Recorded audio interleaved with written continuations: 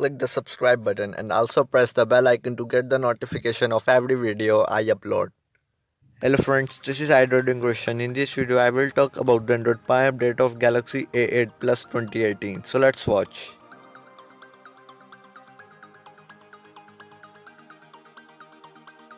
So friends, the Galaxy A8 Plus, which is one of the Samsung high mid-range smartphone, was launched with Android Nougat out of the box, then get Android Oreo in July. And friends, the good news is that this device is now getting Android Pie update.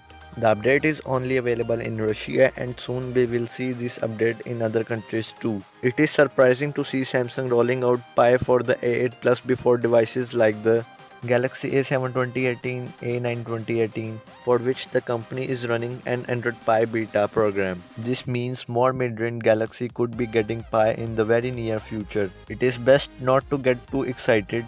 This could just be a limited release for Russia and may not expand to other markets for a few weeks. The update is available through F4TA and Smart Switch.